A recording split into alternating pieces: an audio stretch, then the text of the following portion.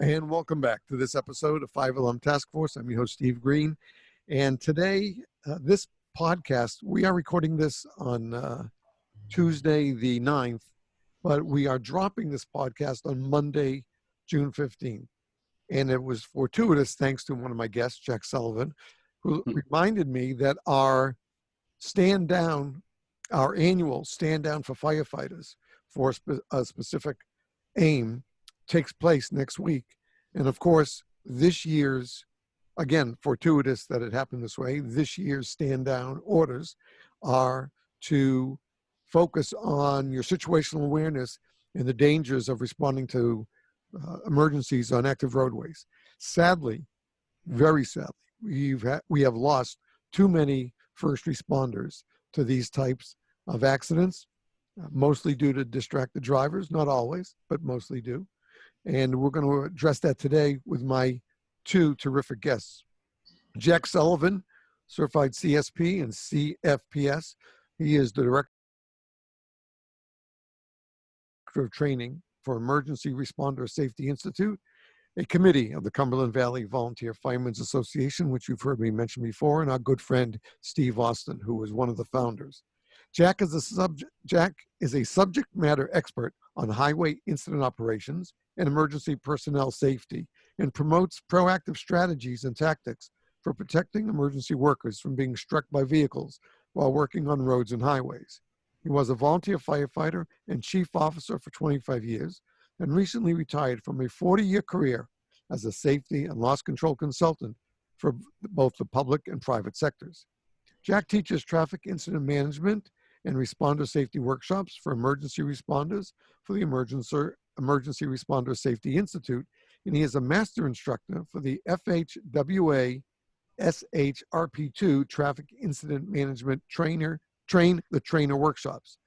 He is also a technical member of the National Committee on Uniform Traffic Control Devices and currently serves as the chair of the NCU TCD Task Force for Chapter 6I of the MUTCD, Control of Traffic through Traffic Incident Management Areas. Jack also joined the fire service in 1972 and eventually served the Paoli, Pennsylvania Fire Company as deputy chief. He has also served as a volunteer firefighter in Chesterfield County, Virginia, and as lieutenant and safety officer for the Lineville, Pennsylvania Fire Company. Although retired from active firefighting, Jack serves as the director of training for the Emergency Responder Safety Institute, and that's at www.respondersafety.com. We've used that website many times and refer to it on our website as well. He is a member of the Safety, Health, and Survival section of the International Association of Fire Chiefs, the IAFC-SHS. I got it out that time the right way. And the Fire Department Safety Officers Association, the FDSOA. In January of 2018, Jack was selected to receive the 2018 FDSOA Dave Dodson Lifetime Service Award. He is a member of the International Society of Fire Service Instructors and was presented with an Excellence in Instruction Award at their annual meeting at FDIC in 2018. He is a principal member of the National Fire Protection Association Technical Committee for Traffic Incident Management Professional Qualifications that helped develop NFPA 1091 standard for Traffic Incident Management Professional Qualifications in 2018. In December of 2018, Jack retired from his 40-year career as a certified safety professional and certified fire protection specialist and consultant in the private and public sectors, where he assisted many companies, agencies, and organizations with various employee safety issues, property conservation, and risk management concerns. Also joining us today is Todd Leese. He is the Traffic Incident Management Coordinator in the Traffic Engineering and Operations Department for the Pennsylvania Turnpike Commission. Prior to becoming the PTC TIM Coordinator in 2015, he worked as an Operations Center duty officer for more than 15 years in the PTC Traffic Operations Center. Prior to his tenure at the PTC, he worked as an emergency dispatcher at the Derry Township Police Department and at the Lebanon County 911 Center. He is a former volunteer firefighter with the Never Sink Fire Company and the Lebanon City Fire Department's independent fire company, joining the fire service in 1982. Todd was an emergency medical technician and served on the Lebanon County Hazardous Materials team as a member. He is a 2018 graduate of the I-95 Corridor Coalition Senior Leadership Operations Academy, a 2019 graduate of the I-95 Corridor Coalition Freight Academy, and was named the 2018 ITS Pennsylvania Person of the Year. The 2019 Cumberland Valley Volunteer Firemen's Past President, Joseph Bukowski Responder Safety Award for Highway Safety Award winner, and the 2019 ITS Pennsylvania Project of the Year winner for the Pennsylvania SHRP2 Traffic Incident Management e-learning course. Todd was recently named to the CVV-FA Emergency Responder Safety Institute as Assistant Director of Training. He will collaborate with Jack Sullivan, Training Director, on all matters connected with ResponderSafety.com and the Responder Safety Learning Network. Todd resides in Lower Swatara Township, Pennsylvania, with his wife Donna and his 2 Siberian Huskies, Sasha and Dmitry. In addition to spending time with the family, Todd enjoys nature photography and researching his ancestors' Civil War regiment, the 88th Pennsylvania Volunteer Infantry. Todd and Jack, welcome to the show. It's an honor and a privilege to have you both with me today. Thank you.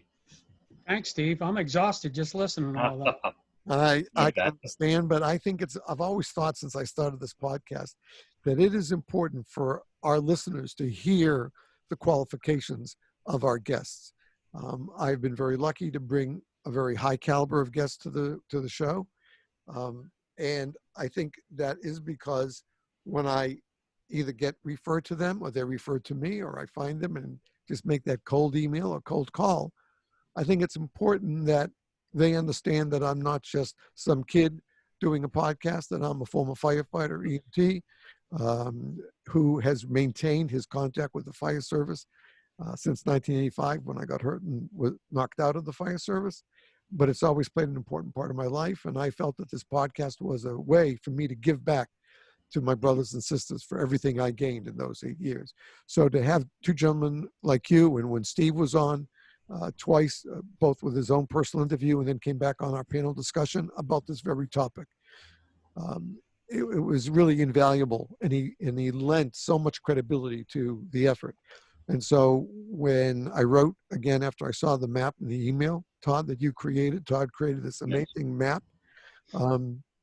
It's not a happy map, I will tell you that, but it indicates every location in our states where a first responder has been, we have both killed and those injured, correct? That is just a map with just struck and killed on that map. Struck and killed on that map. Yeah, so. But we have a lot more people that are still on that register who've been injured in similar types of accidents.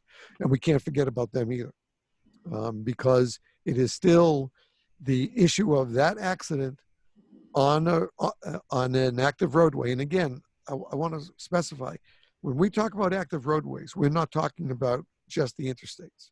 You can have a 2-lane rural road that is an active roadway. Mm-hmm. And many of you, especially in states like Pennsylvania and Delaware and Maryland and parts of Connecticut, basically the Northeast and the mid-Northwest, have small communities that have lots of rural roads, and maybe a larger road dumps into them. But it makes no difference. Distracted driving is distracted driving, no matter what size road they're on. And so, Jack, let's start with you. And as the director of training for the Responder Safety Institute, and your specialty is in this area, what brought you to, over the years with your work, to bring you to this point where you said, I've got to do something more about what's happening to our first responders? Oh, that's an easy one. It's unfortunately, it's a story I've told many times in the last 22 years now. I had retired from the Lineville Fire Company in the late 90s and had moved my family back to Richmond, Virginia because of my paying job. And shortly after I moved, there was an incident on the Pennsylvania Turnpike at the Downingtown interchange in March of 1998, where an out-of-control tractor trailer blew through an incident scene, a minor car crash on the turnpike where our personnel were operating at the time, striking 10 personnel, 2 EMTs and 8 firefighters, killed firefighter Dave Good and put the other 9 personnel in the hospital. And in 1998, having recently retired as the safety officer in that department, it struck me that all of the things that we tried to do in the years that I was the safety officer in that department, highway safety, roadway incident safety, traffic incident management, call it what you will, was not on our radar screen. It wasn't part of NFPA 1500 at the time, which was pretty much the template that we were following and trying to implement safety precautions at the fire company. And it kind of boosted me to look at the situation, what happened that day, what could we have done differently so that it wouldn't have resulted in the number of injuries and the line of duty death that it did. And then was invited in October of that year to give an overview of the crash to a group of fire department safety officers in Chesapeake, Virginia. And they were the ones that basically said, you need to share this with a lot more people. And we've been on the road and working on this subject ever since. In 22 years, we've accomplished a lot of things. We'll talk about some of them today, I'm sure. But at the same time, I am not satisfied with the results.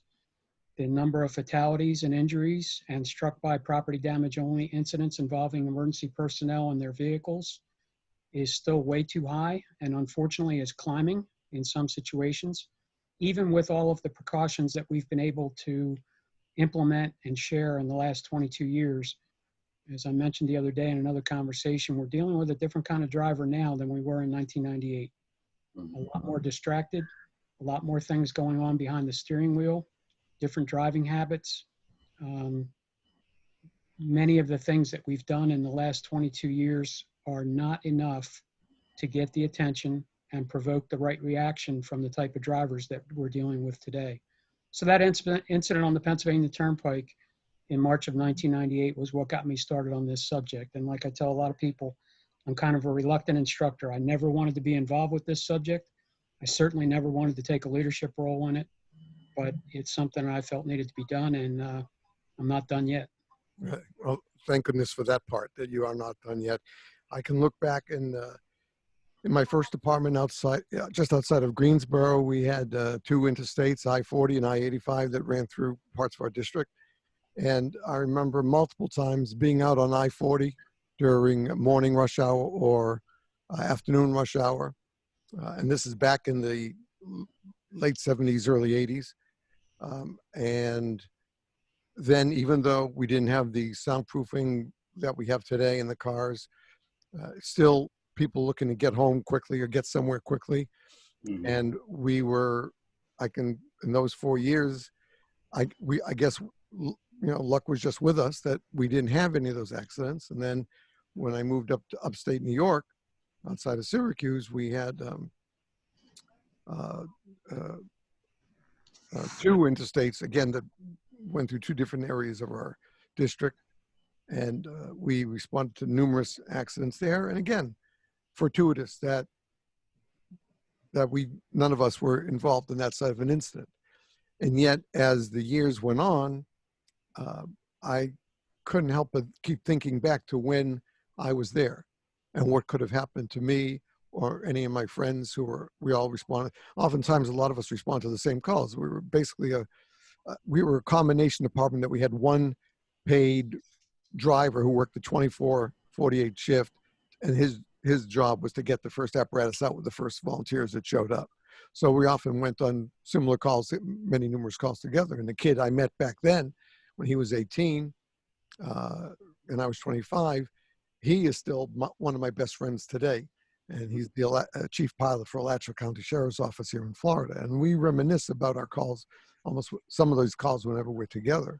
And once I did this podcast last year with the 2 podcasts with Steve, we realized, boy, how lucky we were compared to our colleagues today who are out there. Jack, before I turn to you, I would be remiss if I first didn't bring up the amazing video that you shared with me yesterday. I was moved to tears. Yes, I am now.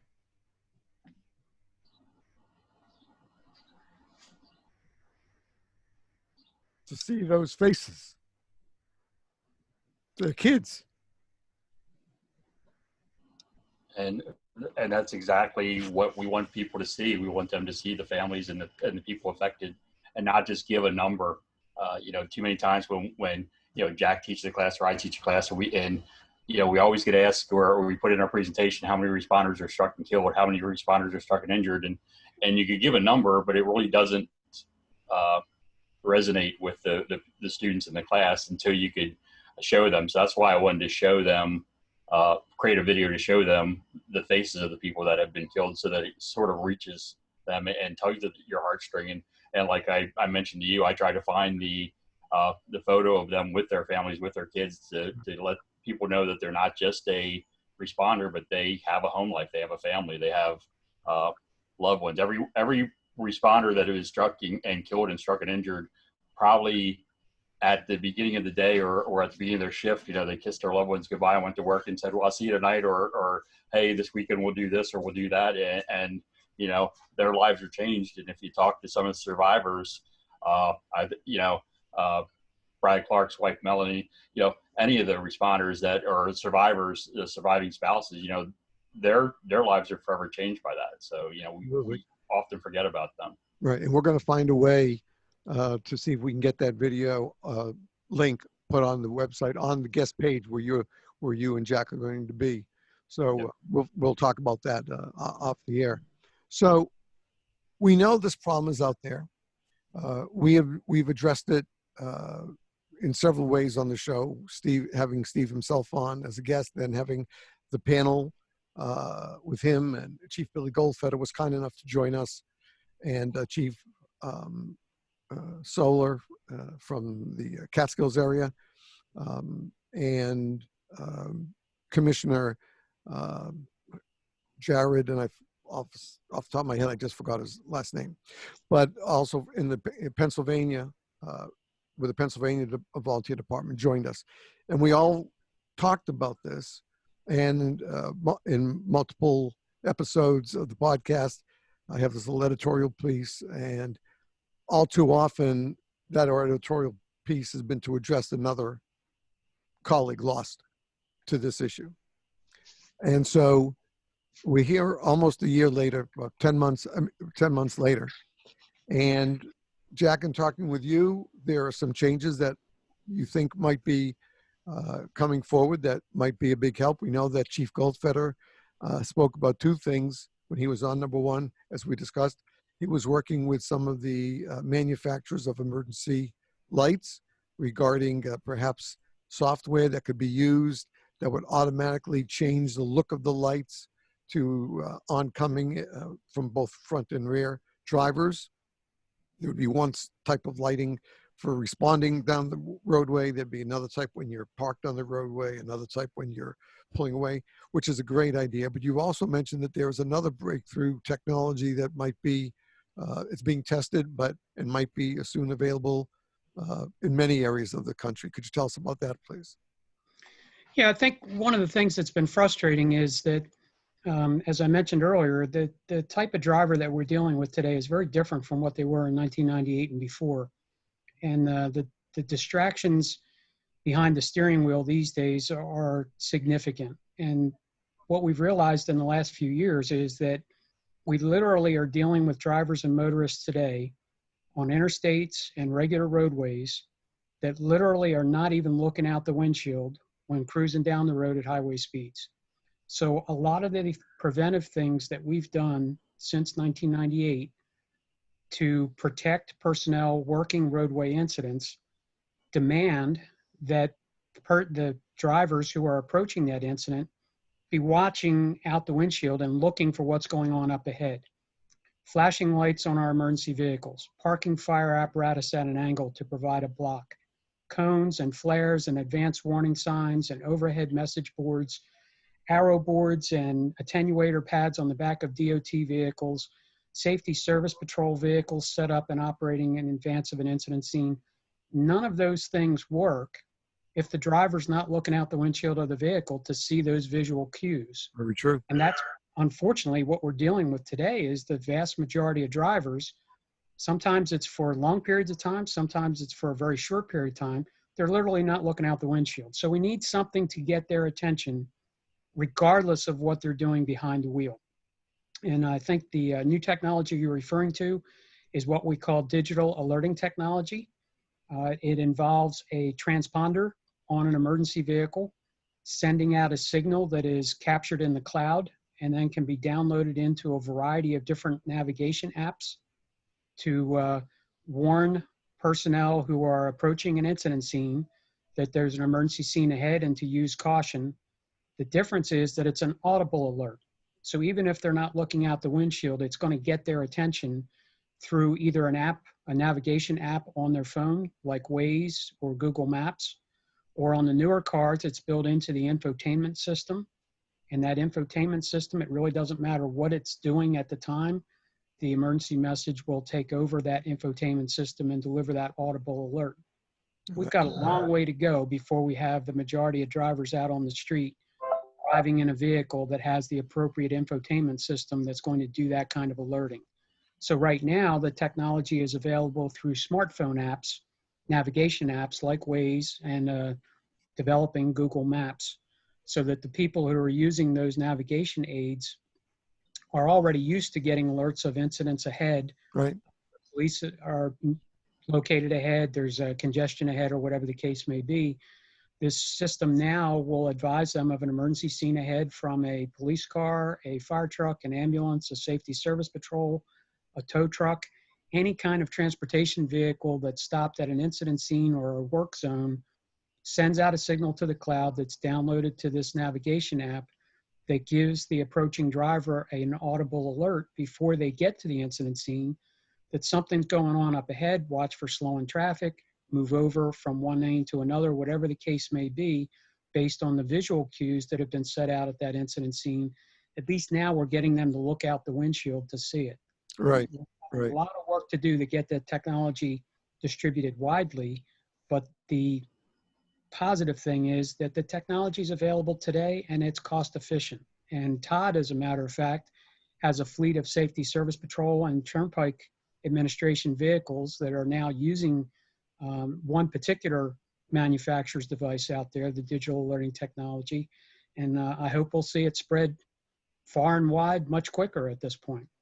We actually, as I was on the call here, I actually got a text alert. We asked him to do a little bit more with that company to give us a plug and play device that we could attach to our truck mounted attenuators. And he sent me a quick video of a prototype that they came up with. And that was just 2 days ago. I asked him to come up with that. They've been very responsive. So our traffic volume just on the turnpike have been down to about 60% doing the stay at home order.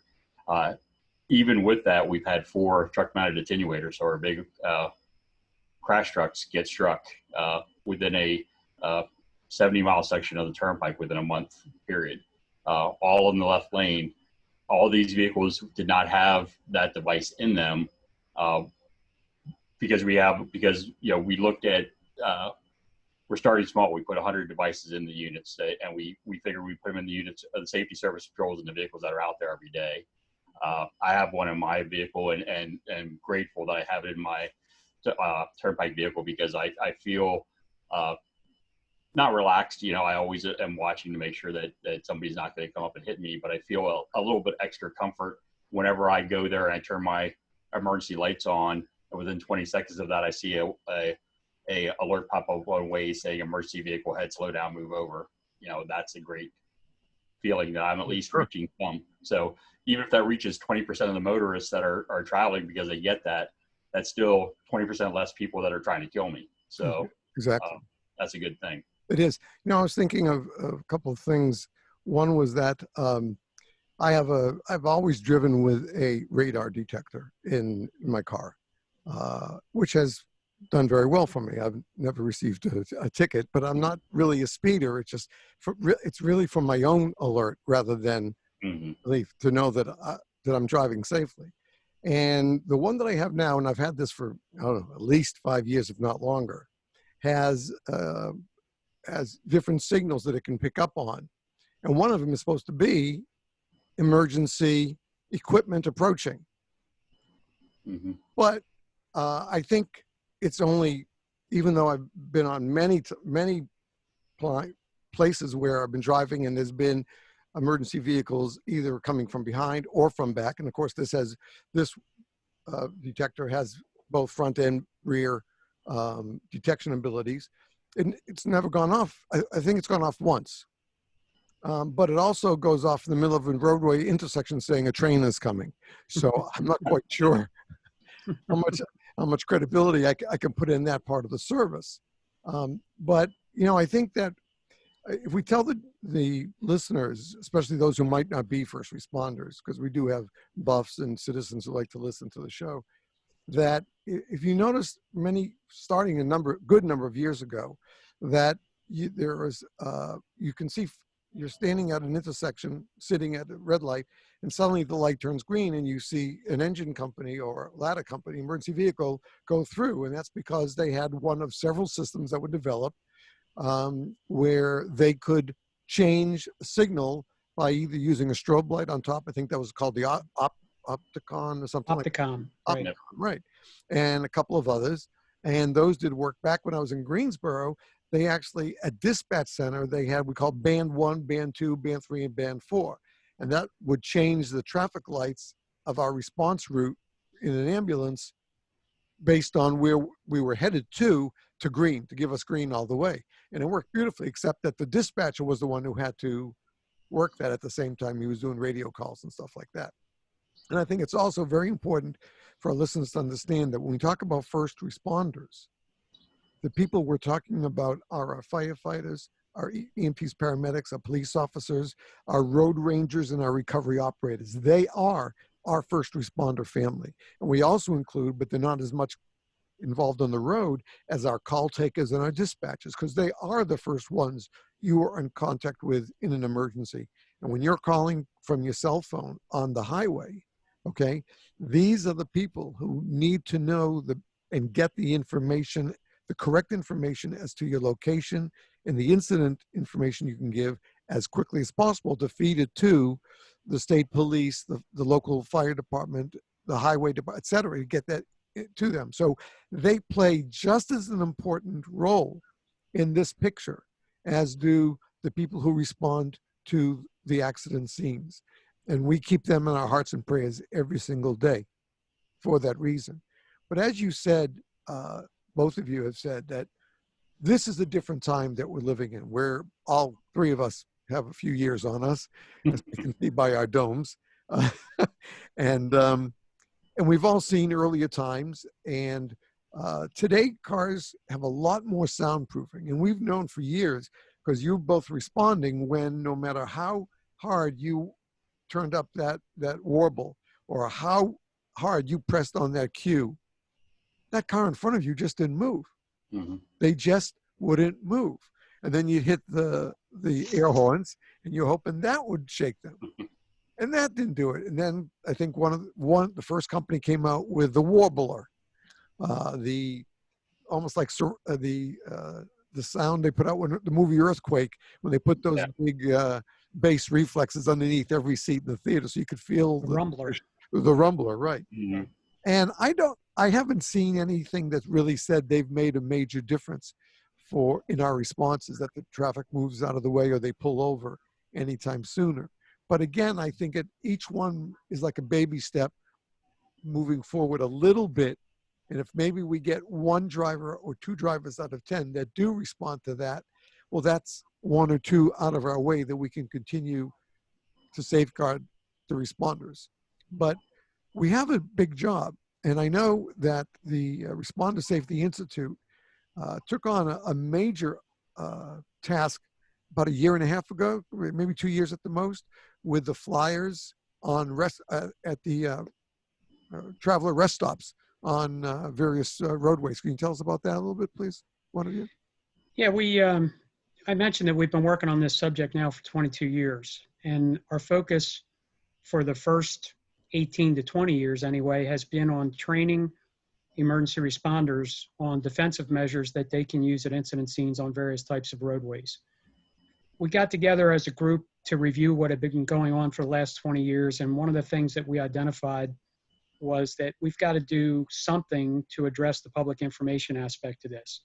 we have to train drivers how to drive and how to negotiate safely around emergency incidents to help solve this problem. We can do all the defensive measures we want, but we've got to, in some way, shape, or form, change driving behavior also.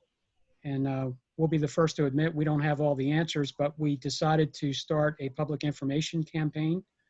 We put a special webpage together on our website specifically for public education and public information officers and emergency response agencies to give them a variety of resources to tap into and tools to use for educating the public about the danger that we face when we're working emergency incidents and what they need to do to make the roadways safer.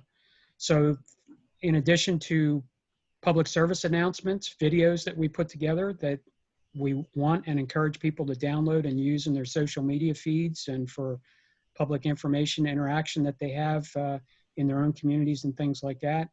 We also put together what we call a push card, which is a simple card that we use to hand out to people in a variety of different circumstances that talks about responder safety and how to act around an emergency scene.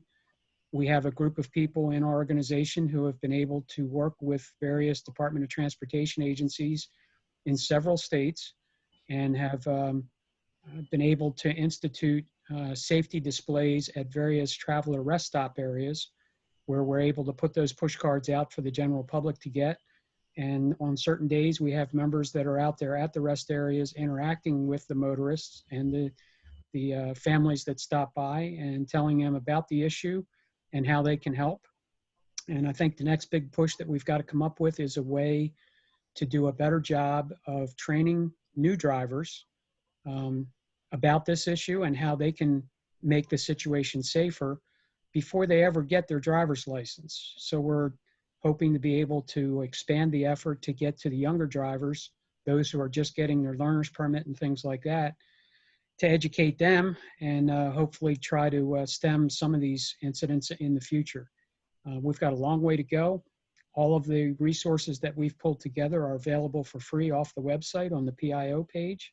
And those push cards are one of the things that we'll make available and ship to people by request for free as long as the supply lasts. And they're also in a format that they can download and print themselves off the website too. All right, and let's mention, if we can, I will try to mention a couple of times during this episode, but is there a way for people to make donations to the Responder Safety Institute or the CVV-FA to help with these projects? That's an interesting question. Right now, we are almost fully funded by grants from a variety of different sources. Our primary source is through FEMA and the U.S. Fire Administration in their fire prevention and safety grants. We just got done the tedious process of applying for another grant within the last week or so. There's a lot of information that has to be pulled together and provided to the folks at FEMA to try to apply for one of these grants. We've been very fortunate over the last 20 years. We've gotten a number of grants through that particular program, and that is what we've used to put together the learning network and to produce a lot of the resources that are available for free on the website. We encourage people to become members of the Cumberland Valley Volunteer Firemen's Association, which is the parent organization of the Emergency Responder Safety Institute. We are a committee of that overtop type parent organization. It's an extremely expensive endeavor. It will cost you $15 a year to be a member. Actually, I think it's $5. I was going to say $5 a year. $5 a year, yep. I joined sure after talking with Steve, I think was. Yeah, it's a $5 membership fee, and we use that to sustain some of our operations and activities too. But we don't really have a direct link to provide any kind of donations or anything like that. Maybe we should think about doing that. Yeah, it might be, especially, you know, you never know whether there are other foundations that care about first responders who might want to, you know, help out in a certain way. Steve, I think one of the things we pride ourselves on is using volunteer resources, very similar to the tradition of the volunteer fire service. A lot of the people who are involved with our group are not compensated for what they're doing or putting together these training aids or this information or going out and doing training programs and things like that. It's a volunteer effort, and that's one of the reasons we've been able to survive on the grant money that we've gotten from the U.S. Fire Administration, because the majority of that goes to the technical aspect of what we've been able to produce and provide for people in the learning network and those resources that are downloadable off the website.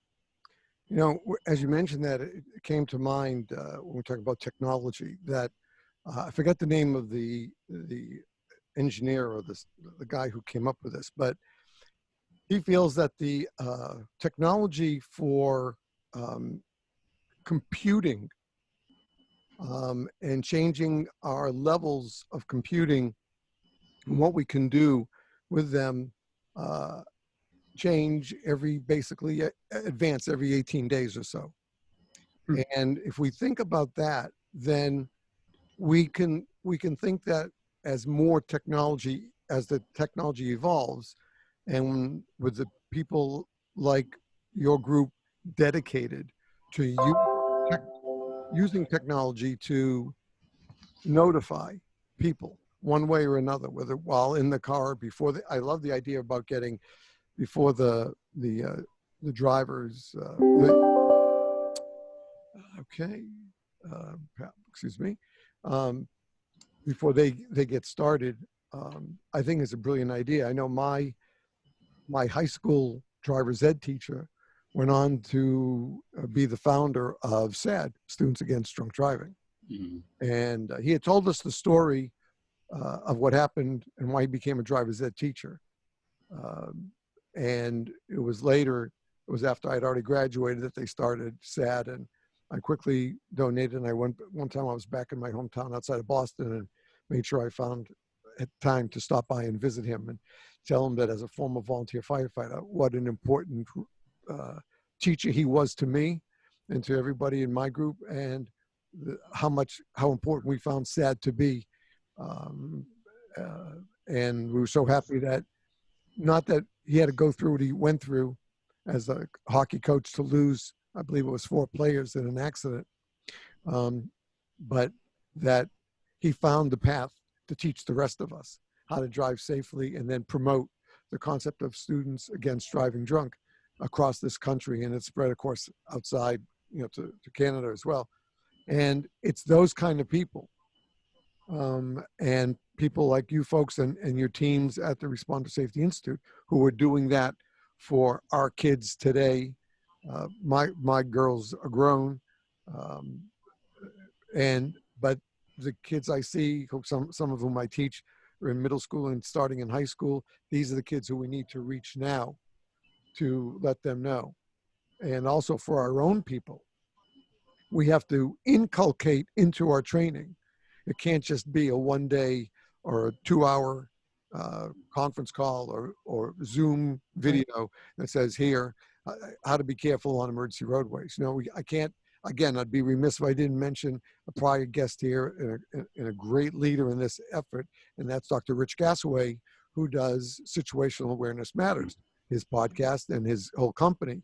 And while his company does the work with the major corporations, his podcasts can reach a lot of our people, our firefighters, our police officers, our EMTs and paramedics, so that they know that they must be SA aware when they're ready to step off that apparatus. It's not just a matter that the driver throws it into park and we jump and do. You can't jump and do anymore. You have to peer over the edges, peer over the sides, and make sure you have that clearance to get out of that apparatus, whatever it is, a truck, engine company, heavy rescue, whatever. You have to make sure you're clear to do that. And we know it was just within this year, within the last 12 months, I should say, that there was a female firefighter who just stepped off the apparatus at a scene and was struck and killed. And this is why we have to promote SA Matters, SA awareness to our people. Whether it's a video that we can get from Dr. Gassaway that maybe you guys can all make together, but we need to educate our people as well, because we know what happens when the tones go off and the adrenaline starts flowing, and the kathumpatha, we get in the cars, we hit our lights, we get to the firehouse, we run there with the sirens going and the lights, and that adrenaline's still flowing, and we want to get out and do something. We just can't get out and do something anymore if that emergency is on any kind of a roadway. Mhm. Because I mentioned, go ahead. sorry. I mentioned doing some of my trainings, you know, we pre-plan for fire calls all the time for structure fires, but we never, very few of us pre-plan for roadway incidents. And we have our problem areas a lot of times where we know we're going to respond to an accident, depending on what time of day it is. So why are we not looking ahead to see where I could put my early warning at, where I could do and what I could utilize so that it's second nature when I go there. This is what my plan is for this area. You know, this is where I need to worry about traffic. This is where the curves are. This is where, so you're trying to get people and responders to understand that, again, situational awareness, what you just talked about, is huge. So, you know, we need to stop looking at a roadway incident as just another emergency call and start looking at it as a life-threatening call every time we step our foot off the apparatus. Right. And to be honest, that's going to have to include not just highway and roadway calls. I mean, you park at somebody's house because you have an emergency at the house. You still, you know, look at the people. We see it on the news almost every night. People passing stopped school buses with their lights on and the stop signs flaring from both sides of the bus, and people drive through them anyway. So wherever we are getting off of our apparatus, we have to do some sort of education for our members from all the first responder groups that we've spoken about to help educate them. You just can't swing open that door and ready to step out because you don't know what's behind you unless you've looked carefully. We did some training for the City of Pittsburgh Fire Department in traffic incident management. One of the things they mentioned, and Jack, I'm sure you've heard this many times too, is the dangers of them backing into the firehouse because people just aren't paying attention. You know, even with spotters, everything, every time they go to back in, they almost get hit. You know, their personnel, their equipment almost gets hit because the public's just not paying attention to the big red fire truck, right? With the lights on. You know, so it's yeah. I mean, even the simplest things like that, where you think, you know, I don't have a care in the world. I'm back in quarters. I'm you know, gonna go in and grab something to eat. You know, and how dangerous that is. You know, that's a good point. Good point. All right, so I think what we'll do, gentlemen, is we're going to take a break here. When we come back, I'd like to start with a very sobering topic. Jack, Todd, I'm going to turn to you, and that's going to be numbers. Yep. I'm going to talk about numbers. Yeah, I think Jack could, both of us could help with that because we're both coordinate on the numbers. So I think Jack may be even a better lead for this because Jack could talk about the challenges of getting those numbers, which is huge. It's you know, it's ridiculous how we have to compile the numbers, but we managed to do it, but there has to be a better way. Sure. All right, so we'll do that when we come back. So folks, we'll be right back with my guests, Jack Sullivan and Todd Lease from Responder Safety Institute, right after these words. Please stay tuned. And we're back with the second segment of our podcast. And if you're watching our Zoomcast on YouTube, we're happy to have you joining us here as well. And in the second segment, we are going to start with the sobering fact, the numbers. We've told you about Todd's video, and we'll hopefully get to share that with you on our website very soon.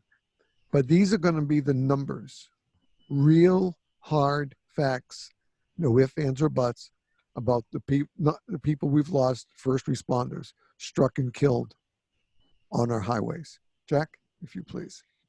Yeah, so this is, it falls under the category of data collection. And having worked in the safety field for 40 years, one of the things that I know is that in some cases you have to look at the numbers to try and identify what some of your problem areas are. So for 22 years at this point, we've been trying to collect information about these struck by incidents. And it's extremely time intensive and it's difficult to get accurate information from some of the readily available sources that are out there. So we all depend on the internet these days for a lot of news and information, and that's where we get a lot of our information about these struck by incidents. But we also know from over the years that news reports, especially early ones immediately after an incident, are notorious for not being accurate about the details. So Very true. we always have to take the information we get off the internet with a grain of salt. We're fortunate in that the Emergency Responder Safety Institute has a pretty robust network of people and supporters and followers around the country who do a great job of letting us know as soon as possible about a struck by incident, whether it's property damage only, which kind of discipline it involves. Is it law enforcement, fire, EMS, transportation, or whatever? Are there injuries involved? Is there a fatality involved? The fire and EMS community and the law enforcement community have a pretty decent network in place that anymore, if there's a line of duty death, we all know about it within hours, Right. and typically within an hour. When it's not a line of duty death, however, and it's only a line of duty injury, the details are harder to come by and more difficult to collect. And I would tell you that our concern is that many of these line of duty injuries are just as life-changing as a line of duty death. Right. And we've had a number of responders who have been struck and had limbs amputated, in some cases both legs. That changes their life significantly, and that for their families too. So we've done as much as we possibly can to try and gather the details. And in the last few years, we decided that since no one else is doing it at the moment, we're going to try and focus on at least capturing as many details as we can about the fatalities from struck by vehicle incidents on the roadways. In 2019, we tracked 44 fatalities from people being struck by vehicles at roadway incidents of some sort. That does not include some of the other statistics that you hear on a daily basis about fatalities in work zones, for example. A pre-planned work zone is very different from a roadway incident scene that is not planned in advance. So last year, the number was 44. This year, as of the other day, we're up to 20 so far, and we're halfway through the year at this point. 10 law enforcement officers have been struck and killed, 3 in the fire and EMS community, 6 in the towing community, and 1 safety service patrol, which was the most recent incident that occurred in Wisconsin on the 29th of May. I have to indicate that out of those 20, 2 of those incidents are what we refer to as off-duty. So one of the things we recognize within the last 3 years is that some of these incidents involve emergency responders who are not working at the time. They are not on an active call as such. They're traveling down the road or highway. They see somebody who's in a crash, has a disabled vehicle, or whatever the case may be. And as you indicated before, Steve, they stop to render aid, Right. and in the process are being struck and killed. We've taken it upon ourselves to track those off-duty type incidents also, because in reality, I guess in our community, are we ever really off-duty? No. All of us kind of have it built in. It's wired into our psyche or whatever. Exactly. It's really difficult to just drive by somebody who needs assistance. So it's typical for emergency responders, even if they're off duty, to try and stop and render assistance in a situation like that. So 2 of the cases that we've tracked so far in 2020 were off-duty situations where people stopped to help even though they weren't dispatched officially to help at an incident scene. And we're trying to keep an eye on that too, because I think there's something to learn from all of these. But the data collection piece is really difficult, and we need help with this. We've been asking the Federal Highway Administration for assistance for years. They haven't come up with a plan yet on how to do it. There is no one official resource right now to report and or collect and analyze that information. And it's difficult for us with our volunteer resources to try and track even the line of duty deaths and off-duty fatalities, let alone trying to keep up with the volume of property damage only incidents and those incidents that result in injuries. We've collected as much of this information as we can. We share the fatality information on the website on the same page where the video that you've referenced is available for people to see. And we update it on a regular basis, unfortunately. This is only halfway through the year. We've had 20 so far that have lost their lives. I have no doubt we'll see more before the end of the year. You know, you mentioned this difficulty in accumulating the data. Another good friend of the podcast, Jeff Dill, is someone who has dedicated his life to right now tracking firefighter and EMS suicides. Yeah. Because nobody in the fire service, none of the organizations keeps track of those. Right. So he's been working to do that, which shouldn't have to be dependent on one guy who's volunteering on his own to do this and go around the country and counsel fire departments and teach them how to look for emotional and behavioral changes that might be leading. And the same thing applies here. You shouldn't have to, pardon the pun, but the word, I mean, we shouldn't have to beg for facts. You know, they're out there. They're out there. I mean, you look at, you know, Chief Billy Goldfeder's The Secret List, okay, that many of us receive, and something happens and boom, there's an email in your box, you know, 15, 20 minutes later from Chief Billy with some of the details. Then, you know, he'll say, you know, more details to come, you know, come as soon as we have them. But he's there with it, and he's keeping track of that through his network. And when you think how important these facts are for the emergency services in this country and every first responder, and I think you mentioned something, Jack, that Todd and I were nodding our head to, which is that we are wired. I mean, I was stopping to help people before I was even a firefighter.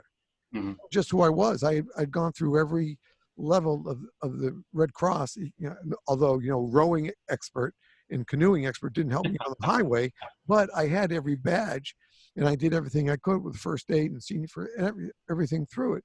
And that's never, Steve, you know, that may come in handy sometime. You may look at well, I mean, it has, but not that I thought there was going to be an issue. But the fact is that was the kind of person my parents raised me to be, and be willing to care about other people and help them when they're down. I know how my dad would do that. You know, it wasn't as prevalent back then when he was alive, but if he saw somebody on the street who needed help, he would pull the car over, even if we were in the car, lock the car and walk over and give that person $5 or $10 and then come back to the car and we'd just go on our way again. Because he knew what it was like when he grew up in South Boston. What his life was like was my grandfather running a little store, and they had a pony and a cart, and people would help them when things were sad. So he raised us, and my mom too raised us, their three sons, to care about other people, oftentimes before we care about ourselves. I think as Jack and I look at the responder deaths that occur, and you look deeper into the person and the story, you see that those are some of the people that have this habit. I know Chris Truman, who was killed at the end of 2018, was one of those. You know, he was an off-duty, I believe, a fire captain, and you know, he had his family in the car when he got out to help at an accident scene and was struck and killed. Was that in Florida? I kind of think it's Chicago or something like that. I know I have it. I include him as the very, very first person on the video that I have, because I have him listed because he was killed on New Year's Eve on 2018. So, and another point for the video too, Steve, anything with an asterisk behind the date is a non-line of duty death. You know, they were still doing something, but that's how I try to differentiate that in the video, just to try to show that yes, they were performing and helping their fellow man, but they were, you know, not a line of duty death per se. Sure. You know, one of the things that we talked about off air, and I want to bring up now, is the fact that, again, cumulatively, we've seen a lot of years, the three of us, a lot of life and a lot of years. And yet today, and I don't know, maybe I'm inculcating my dad, but today we live in a me society. It's all about me. Me. I'm more important than anybody else, and I can do what I have to do to accomplish what I'm out to do. And if you're going 75 on the turnpike and I want to go 85 or 90, I'm going to pass you, or I'm going to push you out of the way, force you out of the way if I have to so I can do 85 or 90 to get where I want to go, because it's me. And I have the right to do that because it's all about me. And we have a family friend who was a former student of my wife, who moved to LA for school, the LA area for school. And she said, I just don't understand these people. They're just concerned with themselves and nothing else. They don't. And I said, because we're living in a me society today. It's changed. It is all about me. Now, maybe, just maybe, some good out of the unrest we're currently seeing may help change that a little bit. Maybe take a notch or two off that me society and realize we can't just think about ourselves. We have to think about the person next to us, or the person on this side of us, or our next door neighbor, or the person across the street, or the other driver. And look at our society a little differently, that individually we accomplish something, but unified we accomplish big things. And that's the kind of education I think in many areas we need to strive for, to teach people that we can't just exist in a me society. You can't exist in a cocoon, because you interact with other parts of society, and other parts of society are not going to waver because of your me attitude. And this is an important place. Good, Jack. That education has to start at home. Exactly. With the family at the earliest point, when children start to interact with other people, and then at the school systems. And unfortunately, families in 2020 are not like families of the past in the 40s, 50s, and 60s, Sure. where there was a mother and father in each household, and they were intimately involved with what their kids were doing and how they were growing up. We've got an awful lot of people who don't have that idealistic type family life anymore. School systems are different. What they have to teach in school and how they teach it in school are very different. People's access to school is different than it was before. And we're fighting an uphill battle if we try to intercede and to have an impact on these people after they turn 16 and start driving. Right. I think too, the three of us and like many of your guests, I'm sure, grew up in the firehouse too. I know, our firehouse or community firehouse was where you had all your activities, even before I joined the fire service. You had the meals, you had all the activities were at the firehouse. When I was old enough to join the fire company, I mean, you spent how much time, hanging out at the firehouse, learning from the older guys, both good and bad habits, of course, but, you learn those habits, and you learned, what a sense of teamwork and bonding and building something. So I think, that, sitting around talking and getting back from a call and talking about the call or something like that, that kind of stuff builds such a great camaraderie and a sense of respect for each other as well. Absolutely. That's a big thing. My becoming a volunteer firefighter was an accident, but it was inevitable. We moved to North Carolina, and I just happened to be on the county side of the city and county line. And second day we were there, I drove down to the market to pick up some groceries for us. And there was a nice big brick building with big bay doors and shiny red trucks inside.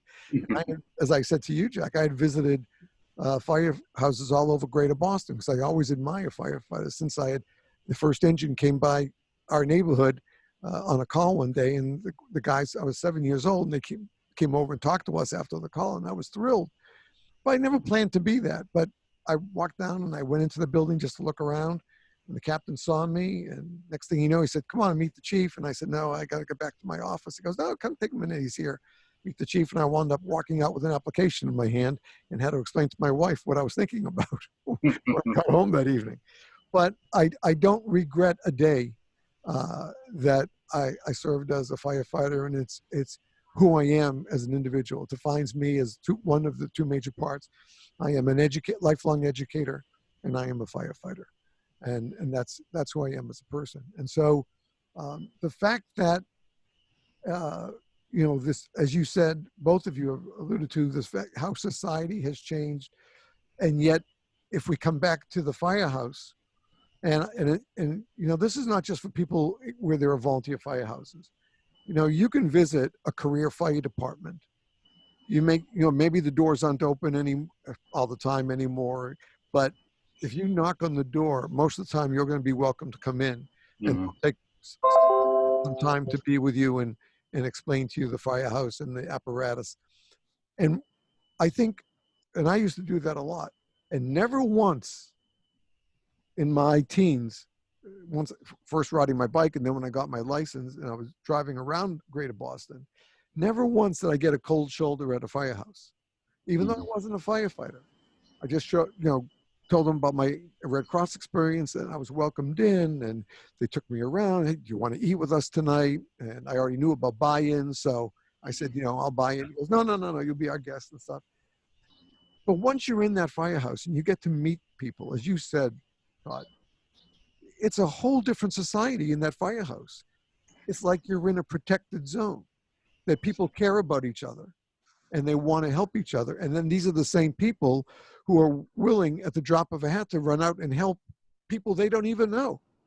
They have no idea who they are or what they do. They just come there to help them. And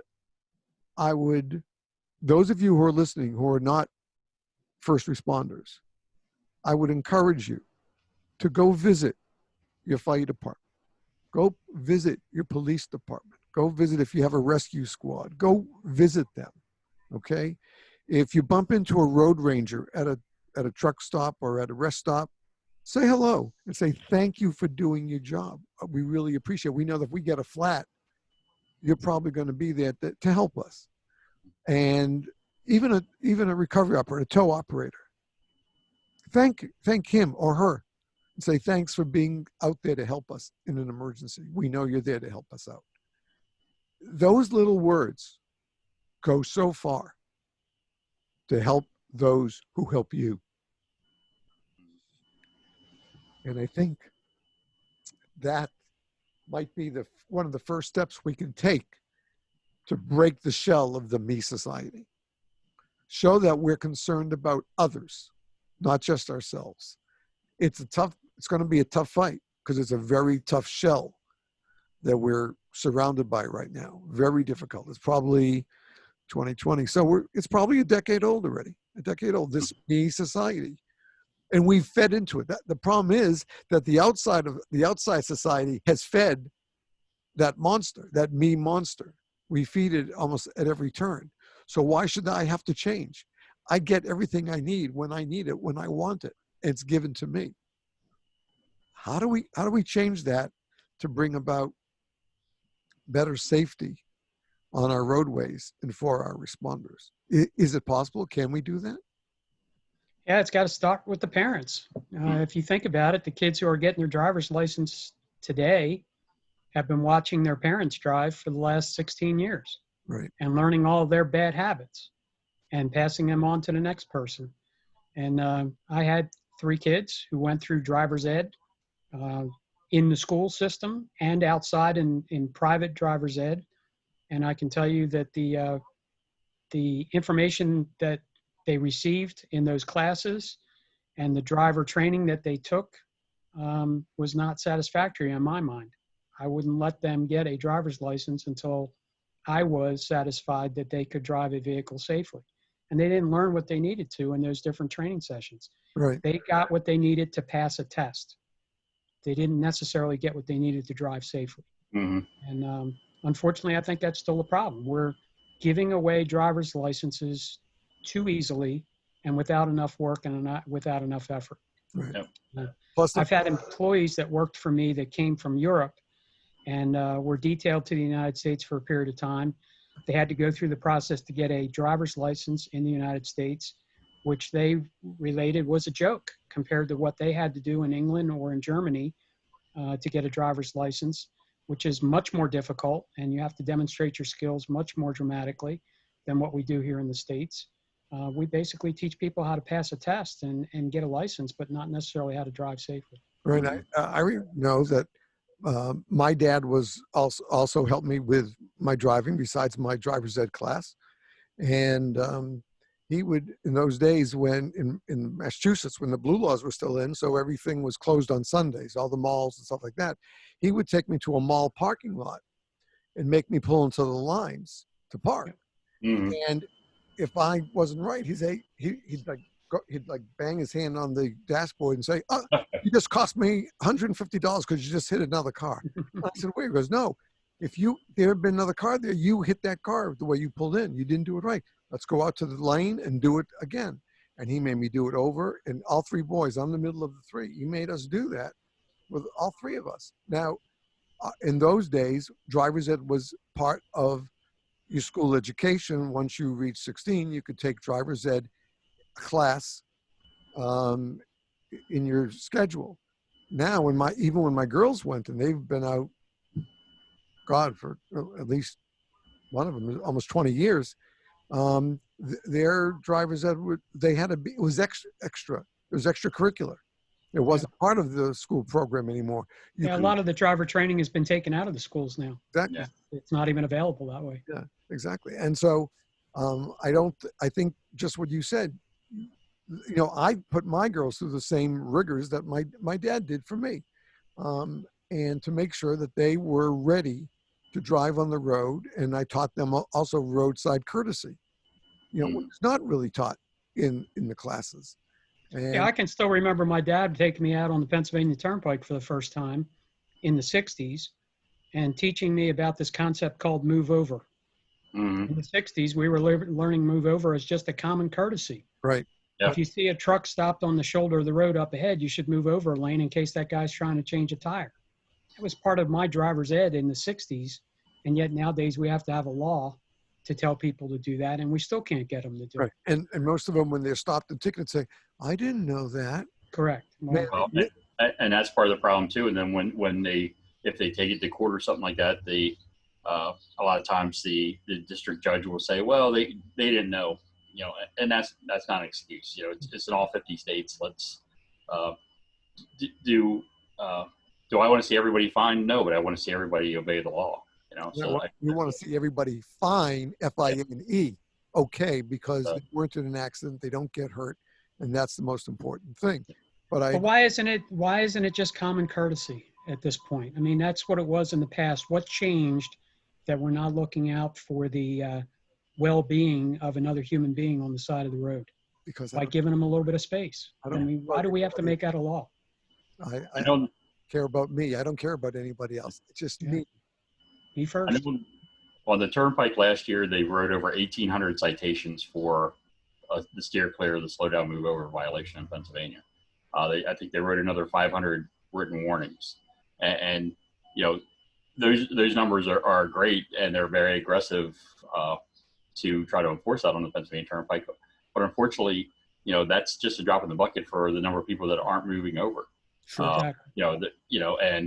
And I applaud them for doing that, and I work very closely with them to make sure that they know that that's one of our priorities to enforce that, and I'm glad they do. But it still comes down to changing driver behavior. So one of the things we do is make sure that we have the responder safety push cards that Jack mentioned, and we give them to the troopers that they can hand them out to motorists on a traffic stop and say, "This is what the law is. You have that information here." We give it to our safety service patrol. So our version of the road rangers, give those cards out as well. So try to promote that message and try to, public awareness and education is key. Absolutely. And Jack, as you said, it needs to be part of our driver's ed training now. Yep. There's no doubt about it, because again, with the change in the way cars are manufactured, you have the additional soundproofing, you have less strength, tensile strength in the vehicle itself to take damage. No matter how many safety features you have in the vehicle, if the driver doesn't do the right thing, they're not paying attention to the safety features, they're not going to be safe drivers. That's all there is to it. And then they become a problem to the rest of society, one way or another.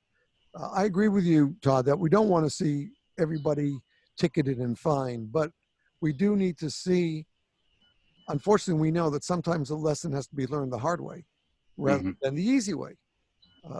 Most parents try to teach their kids the easy way of doing something. the polite way of doing something.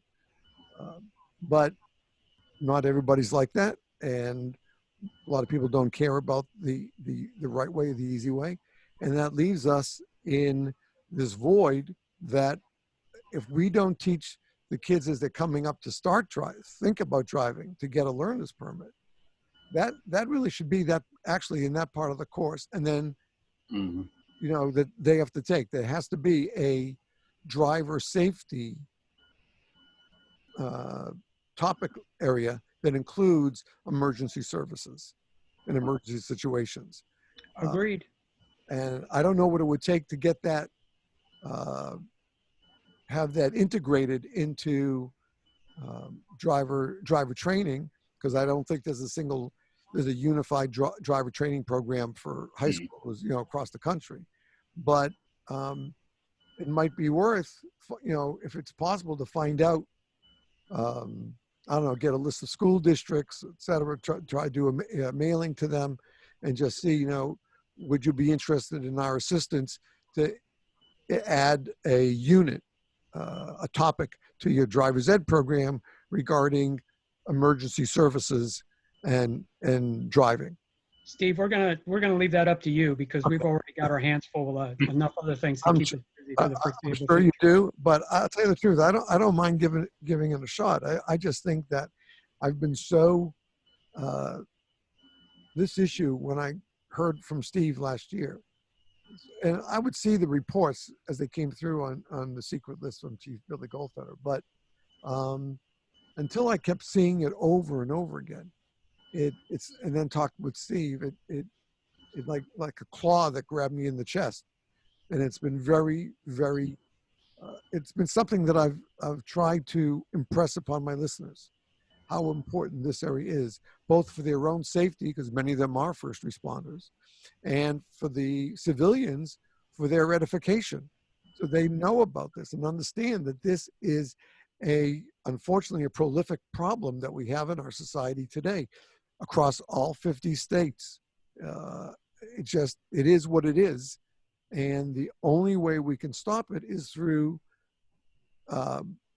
some form of educational enterprise. Yeah. When the kids are learning. It's incumbent too on the responders that listen to make sure that they get their voice out. To me, if I'm with somebody that's driving and they're not slowing down and moving over and I'm in the car with them, I'm going to tell them, like, look, that's what the law is, and explain it to them, and not reach over and punch them. Probably wouldn't be the right thing to do, but you could make sure they're aware of it. If they're not doing it, if you know your family, if somebody in your family, if you're following them or you see that they're not doing something, remind them, that you could be costing somebody their life. All it takes is that one firefighter getting off a rig to stumble and fall out into traffic. Right. Or any responder. People just assume that somebody working alongside the roadway is sure-footed like a cat and not going to stumble or fall. I'm Dopic in my house. I want to have as much room as possible whenever I'm out in the roadway that if something happens to me, I have a chance to recover. Right. So again, we talked about respect, and you talked about getting away from that person alongside the roadway, but you have to give everybody as much room as possible. Sure.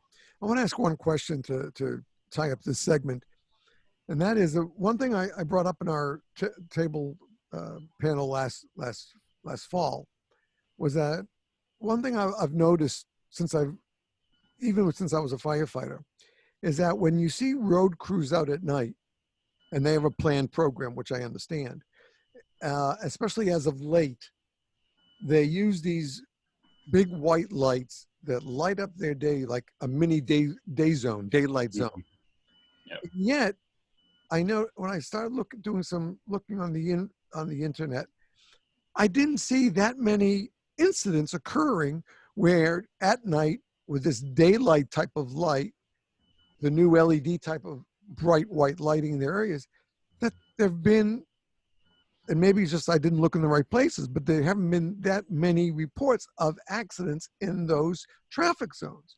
And then I was thinking, well, let's see, most of them, besides the lights, they have the trailer, the sign trailer in the back, warning you at least a mile before. you start seeing cones, you start seeing more stuff, and then you see this bright white glow, but it doesn't go in your eyes because it's all aimed to let them do their work. And I asked Chief Goldfeder about that, brought that up to him, and he said that was in our private thing, and then he said to me afterwards in the conference, he said, well, there are people now working on that thing because that is true, that because the way they plan it and they use those white lights that are aimed down, focusing on where they have to work, and it's not doesn't get in the driver's eyes, other than their warning signs on approach, that they're not as often as we see with emergency services.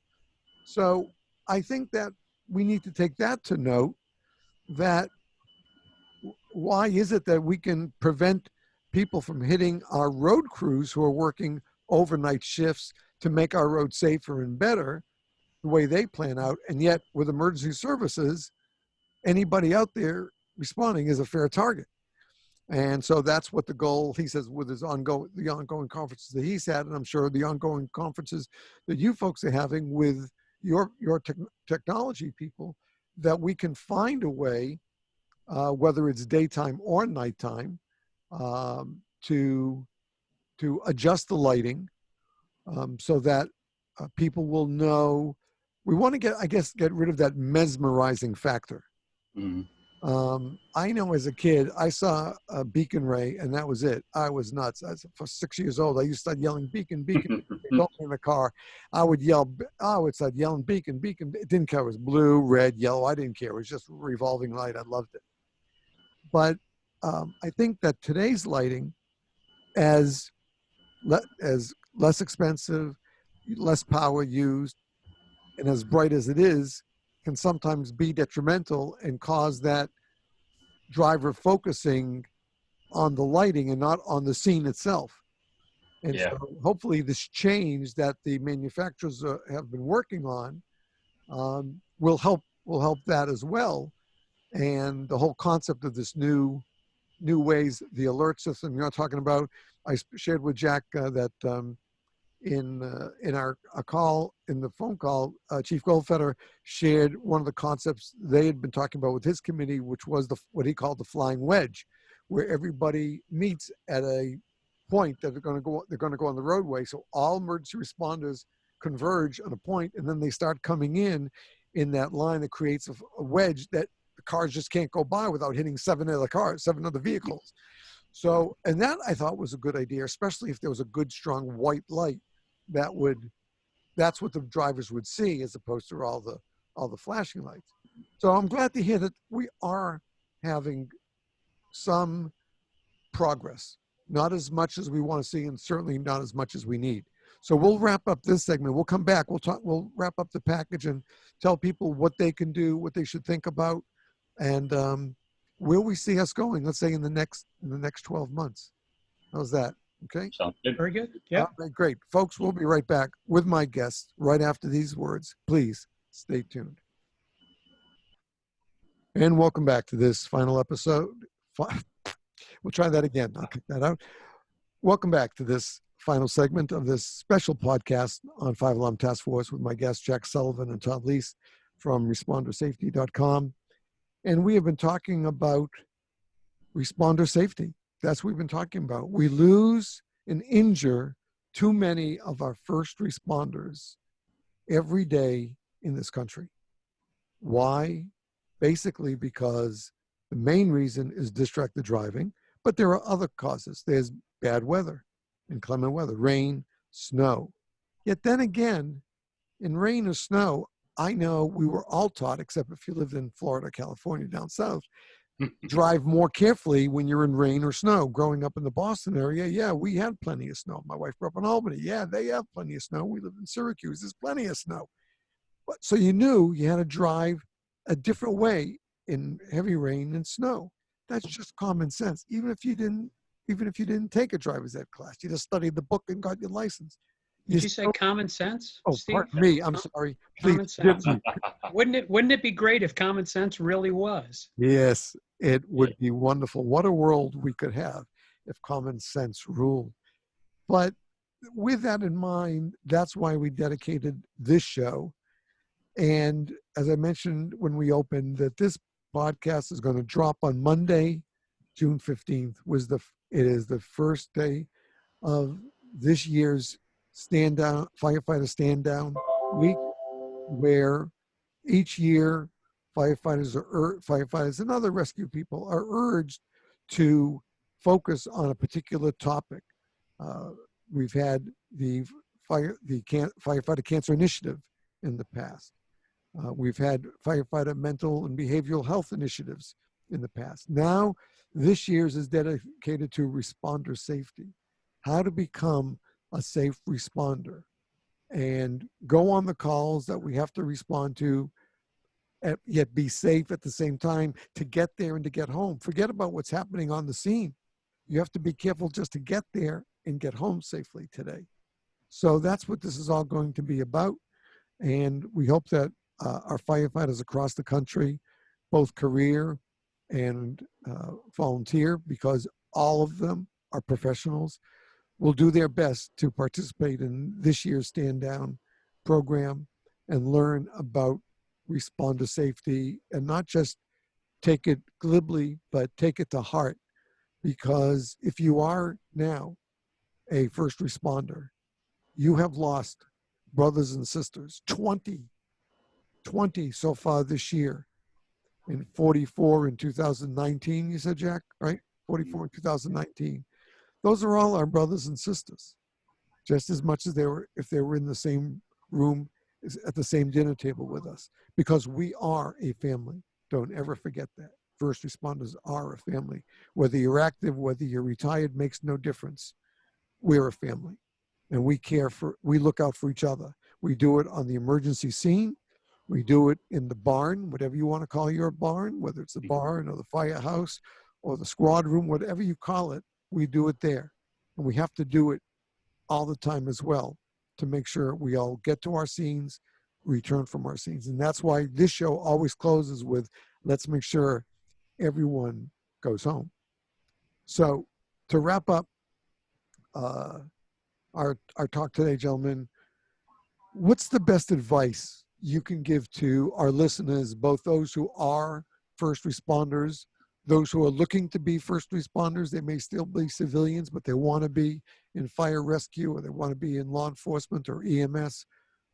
What do we tell them? We don't want them to, after listening to this, to say, no, I'm not going to do that. It's too dangerous for me. That's more dangerous than going in a building fire. You know what? Sometimes you can be right. I learned about this whole issue through Chief Victor Conley in Irving, Texas. Yep. I saw the post in Firehouse Magazine. It was going to be on their website. I went to the website, read his story about a brand new tiller truck that was struck by an 18-wheeler. The driver, unfortunately, lost his life in the crash and knocked 4 firefighters about 150 yards. And thank God they all recovered from their injuries. And I said, no, this can't be happening today. And so I set up an interview with Chief Conley, a wonderful guy, great to talk with, and a big proponent of what we're talking about today. Yeah. And so we want to give a shout out to Chief Conley, because he was the one who got me involved in this, and with help from Steve Austin. And I'll tell you, I can't tell you how much I appreciate everything Steve has done. So for those listeners, how do we start? We've talked about urging our schools to integrate responder safety into their driver education programs, because if we can teach the kids then, they're still a little bit moldable when they're looking out for that license and that learner's permit. They want it, so we have a chance to mold them a little bit then, because once they get it, they're gone. They're out the door. Yeah. They're not going to come back inside. But if we can take those 6 weeks or whatever the time is we use for driver's ed, and whether it's a school program or a private driving school, because we just, Todd, just like you said, we use both with our kids. And I think, Jack, you mentioned the same thing. They were in school, but you then made them drive with you to make sure they were driving really safely, not just what they saw in the booklet and they saw in class. So today, how do we suggest we get the messages out? What can we do today? And what can we look forward to doing tomorrow, hopefully? Jack, we'll start with you.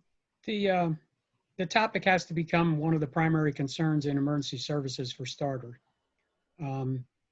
We spend an awful lot of time training people to do certain things, and I'll use the fire service as an example. New firefighters, when they come into the business, have to learn certain things in order to be designated as a firefighter. Correct. In the volunteer fire service, what we've seen over the years is very often the chief will welcome in a new member, tell them they have to pass firefighter 1 and EMTB and hazmat awareness before they can ride the apparatus. They come back from those training classes with 3 certificates in their hand. They are issued turnout gear and allowed to respond to emergency scenes at that time. The problem is that those classes, for the most part nationwide, do not cover the topic of roadway incident safety. And we're putting these people for the first time in their life on an emergency vehicle, responding to an emergency of some sort, and stepping off the apparatus into traffic or near traffic and not recognizing or understanding the hazard that's associated with that. So it's up to each individual department to make sure that their newest member and their most senior member are trained on a regular basis on this particular topic. It's got to be part of orientation or initial training that the new personnel get, but it should also be part of the annual in-service training for all personnel in each department to at least once a year revisit this topic. We hope each department has a standard operating procedure or a standard operating guideline, whichever they prefer to call it, on roadway incidents, and that they review that on an annual basis, take a look at some of the struck by fatalities and injuries that have occurred over the past year, maybe in their own state, talk about the procedures that are in place that they're supposed to follow when they arrive at a roadway incident scene, blocking apparatus, advanced warning, high visibility garments, the way they communicate and interact and collaborate with the other agencies that are on the scene, collaborating with law enforcement and the transportation, towing and recovery, safety service patrol personnel that are on the scene. It should be very synchronized. It should not be the first time that they've ever met each other when they're at 2 o'clock in the morning in a snowstorm trying to clear up a crash scene. We hope that they already know each other, have worked with each other, know what the procedures are in place with each of the agencies. You mentioned emergency lighting earlier. We've got guidance and suggestions on how to set up and use not only the older technology available for emergency lighting, but some of the new technology that you mentioned that allows some of the lighting to dim automatically, especially at nighttime or in low light conditions. Setting up scene lighting so that it illuminates the work area but does not cause glare or distraction for the drivers that are still moving in the area. All of these things are important, but we also want the fire departments and other emergency services agencies to take up the task of providing public information on this subject, teaching the public how to react to emergency vehicles on the roadway. 2 different times they're going to encounter them. One is when those emergency vehicles are responding to an emergency and they have to clear the right of way for that emergency vehicle to allow them to proceed to the incident. And the other is when the emergency vehicles are parked at an incident scene. Slowing down if necessary, moving over, following the manual traffic control direction being provided at the scene, following the temporary traffic control devices that are set up. We have to depend on our emergency services personnel to train the public on how to do this properly and safely, because they are not getting that necessarily through driver's ed or driver training that they might take before they get their driver's license. So it's a multifaceted approach to this. No one thing that I mentioned is going to protect you on the highway. It's a system approach. All of those things together will improve the chances of you surviving on the highway and getting to go home at the end of the call. It doesn't guarantee it by any means, and we've seen plenty of examples where emergency personnel have been struck and killed even when they were doing everything right at an incident scene. There are still people who will find a way to get to our personnel and injure or kill them in some cases under the best of circumstances. So there's a variety of things we can do for ourselves, for our own personnel, and for the general public in our first run areas.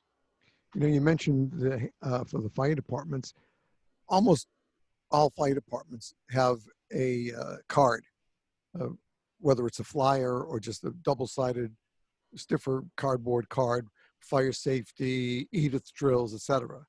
Maybe we should make a suggestion because you can't say anything stronger, but make a suggestion that piece of that card, maybe on the back side, talks about roadway safety Mhm. from the fight. We'll do one better for them. We've made available those push cards on our website that they can use in addition to whatever else they have in Oh, okay. place now. So they can request them directly from. Yes.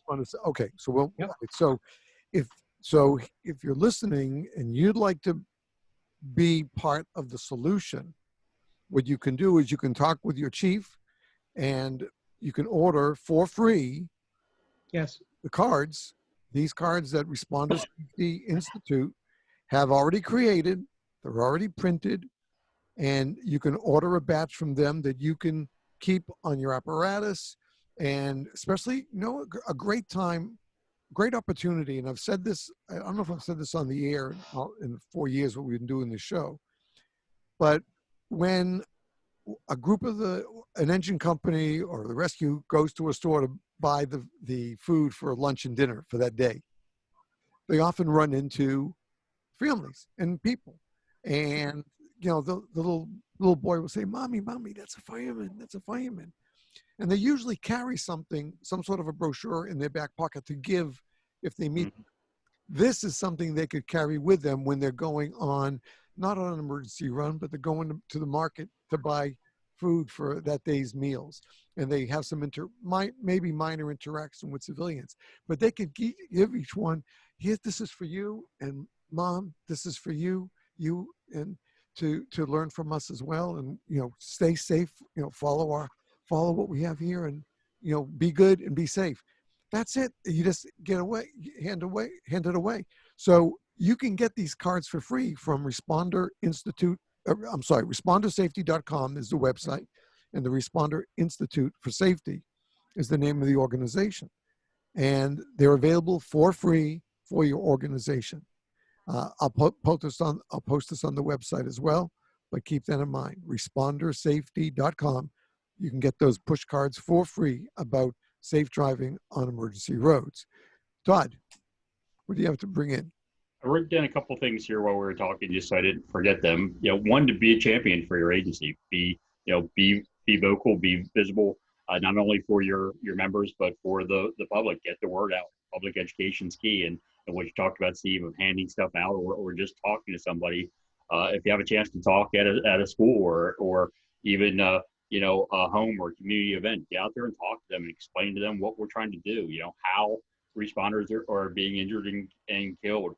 A lot of great resources on respondersafety.com that you could put up on a computer monitor and play it on a loop for those events so that they can see what's going on there. We got to change the mentality of we always did it that way. And usually every time I teach a training class, I teach a TIM training class, a highway safety training class, very often, this came up last night, is we've always done it this way. Why are we changing now? And I said, do you feel safe on the roadway, or are you more of a target now? So we got to change that mentality. I also put lead from the front. Too many times we have these trainings and we see the fire chief out there, and all the firefighters are wearing their high vis gear, but the chief doesn't wear the high vis gear because I'm the chief. I don't have to. I have the white helmet, or I don't have to attend the training. I took a highway safety class 20 years ago. It can't have changed.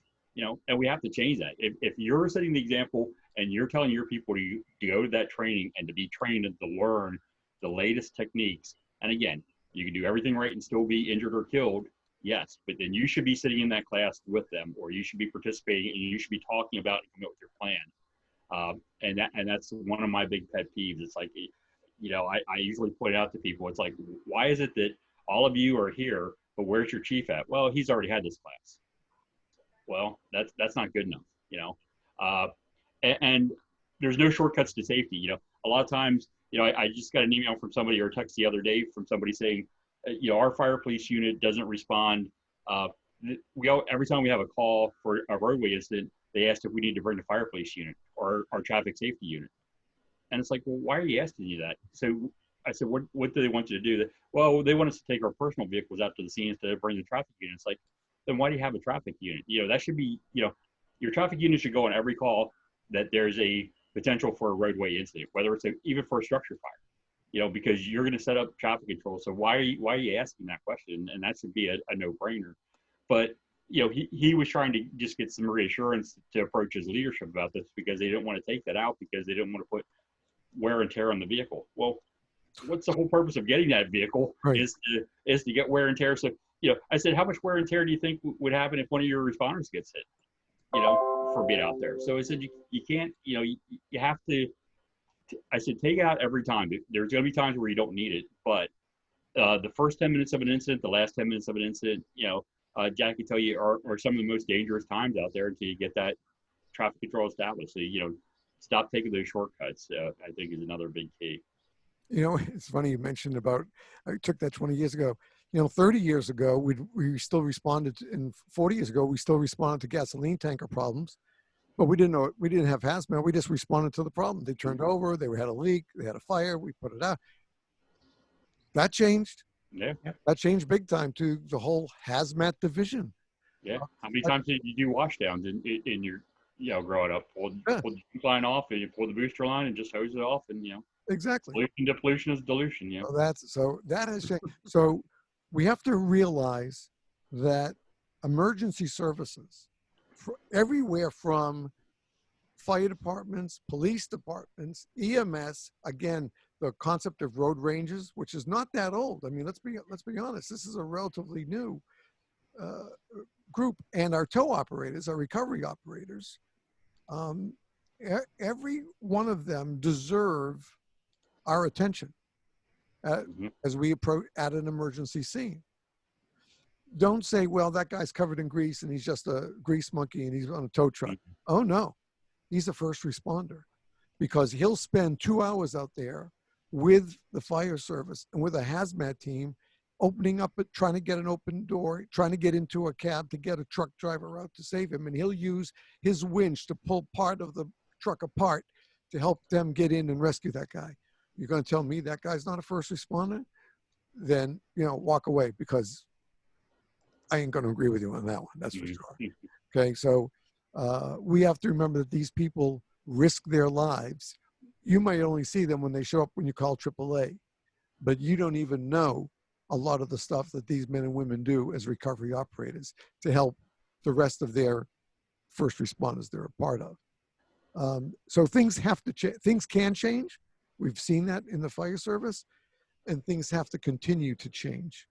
And this is probably one of the most important. This, I think, and sprinklers are the two most important issues facing the fire service today, because we're losing too many first responders to the one side, and we're losing too many citizens to the other side where it could be prevented. The difference is that in driving safety, we have nobody opposing us.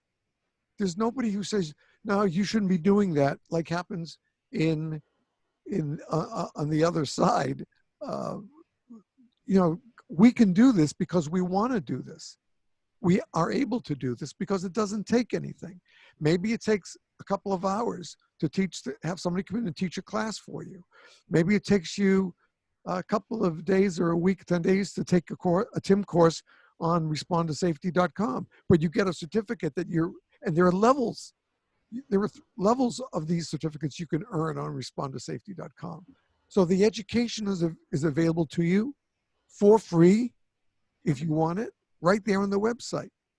The data is available for you on that website.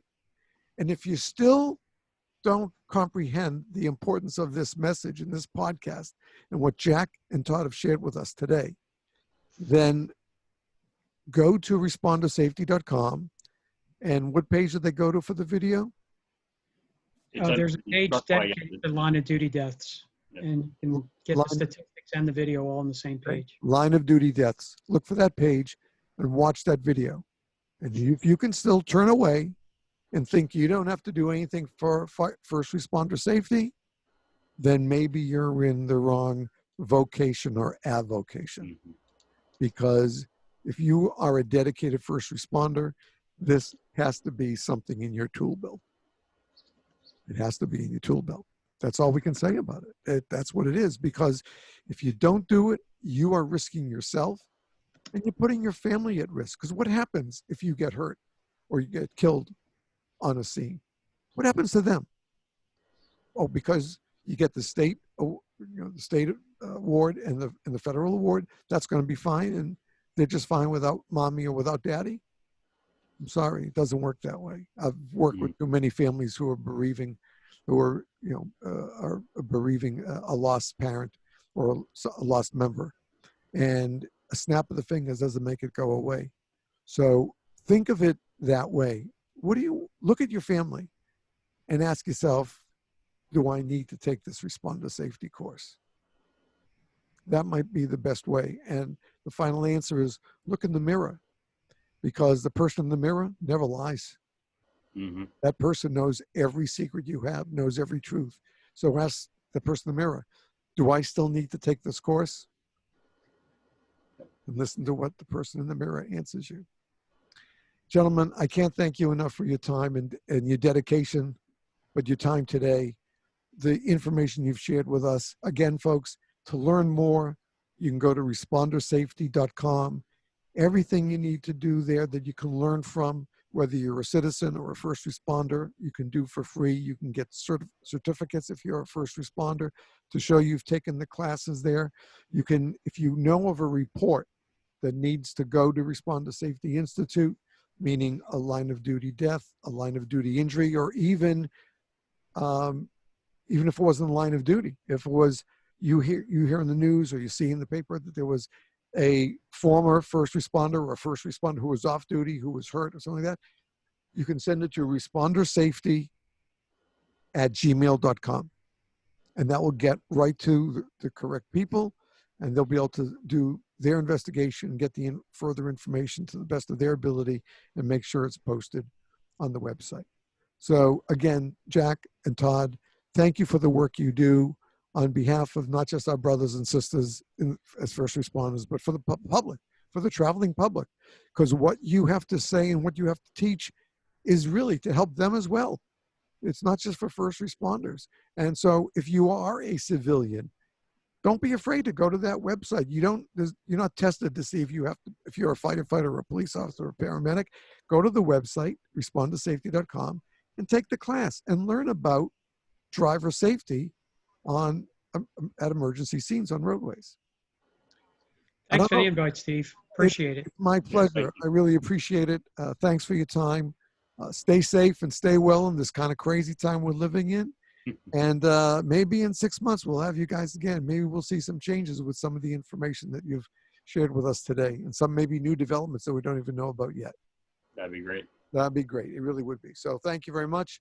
Folks, if you're listening to the podcast, we'll be right back right after these words for the video. Thanks for tuning in. We hope you always will. Find us on this channel on YouTube. Thanks very much. Stay safe, and let's make sure everyone goes home. Thanks, guys. Yep. Thanks. All right, I'll just end the podcast.